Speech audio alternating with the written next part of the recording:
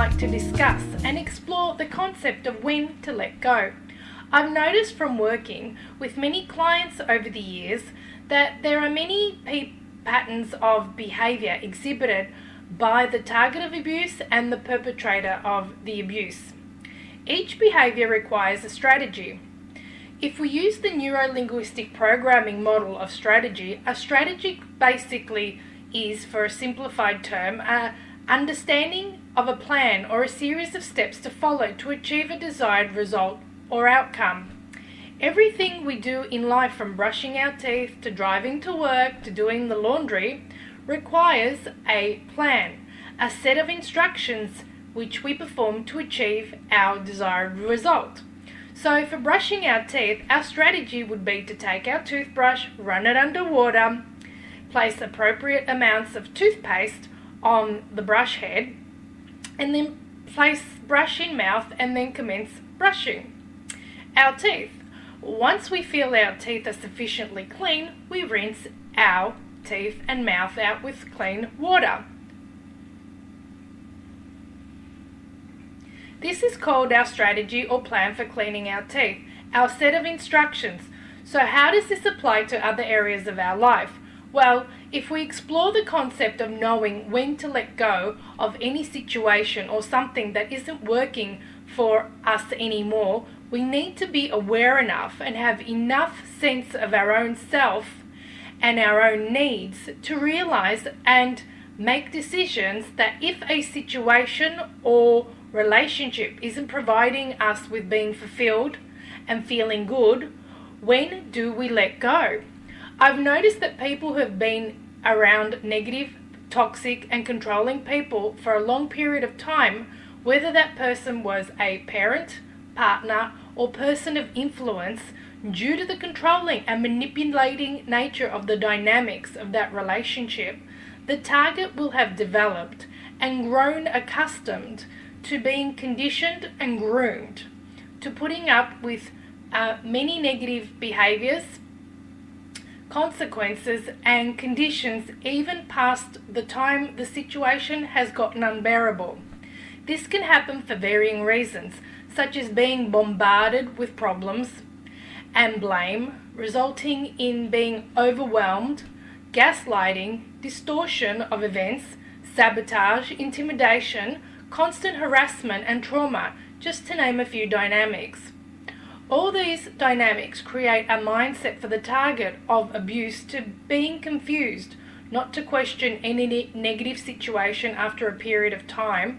If the target does question the negative situation, the abuser will distort and twist the facts to lay the blame for the negative situation back onto the target, even though the target did not initiate the negative situation in the first place.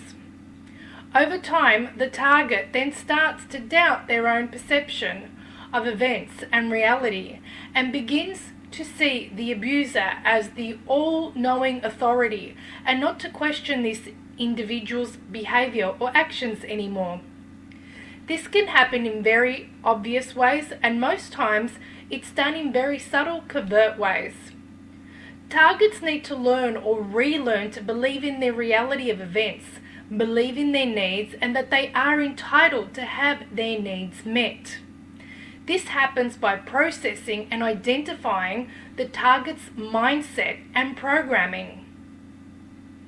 Processing is the function of dialoguing with the target and listening to the target's speech patterns, and whether the verbal patterns, the words, match the target's required needs and or desired results, and then bringing the target's awareness back to their dialogue if some idea is not matching up, and get feedback and clarification from the client or target and therapist, giving the client an observation into what they say, think, and what the actual situation may actually be. Most times their perception has been so messed around with that their reality and perception no longer match up. Learning boundaries and learning that you are entitled to have boundaries and have those boundaries respected is a learning process and a journey, one worth exploring. Another example to demonstrate the concept of when to let go could be as follows.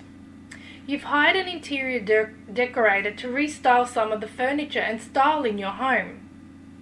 You and the interior decorator both sat down in a meeting and discussed what your idea was for the home and what you expect from the interior decorator and what results you would like to achieve.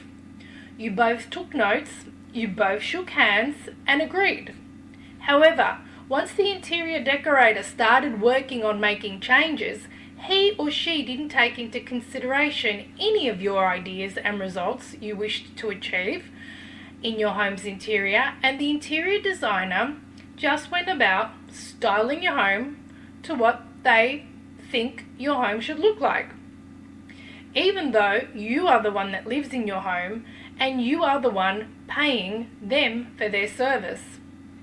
And even though you are the one that will live with the final look and outcome. The day comes when the interior decorator finishes the project of working on restyling your home. They present you to the newly updated look. You're shocked. It's like nothing you expected nor agreed on.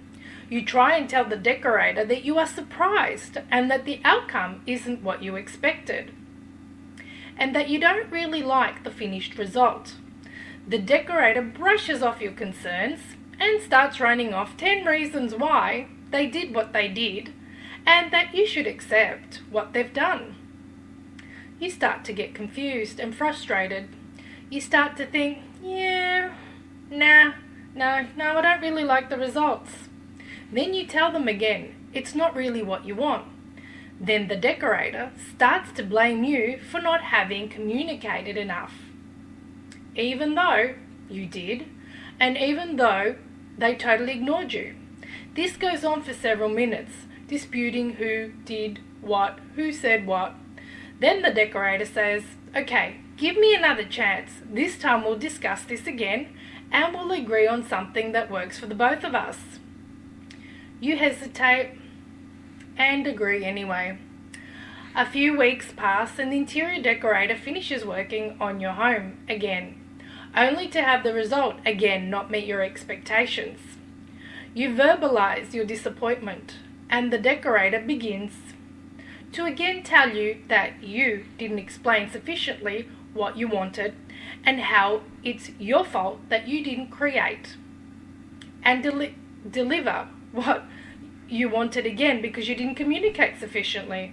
Now, this type of dynamic of the target clearly explaining and writing down what they want out of a situation or communicating that situation is being gaslighted by an abuser is quite common. There are many reasons for this, and that may be that the abuser believes he or she is the only one that knows anything and should not be questioned. They on purpose don't give you what you want, perhaps to diminish you and control you, a form of punishment. Or they are so totally into themselves headwise that they think their reality is your reality and can't separate the difference. Whatever the actual reason is, it is an uncomfortable, frustrating and traumatizing experience. So, to conclude, knowing when to let go of a situation or person is very important to your mental health and well-being. Staying in a harmful and toxic situation can cause many long-term problems, which, if you are watching me in this video, you may have already figured out and experienced. However, you may still be struggling with the when do I let go of this situation or problem or person? I'd love to hear from you if you'd like any information addressed or explored in future videos or articles. I wish you well, I wish you peace, and I wish you lots of happiness. See you next time.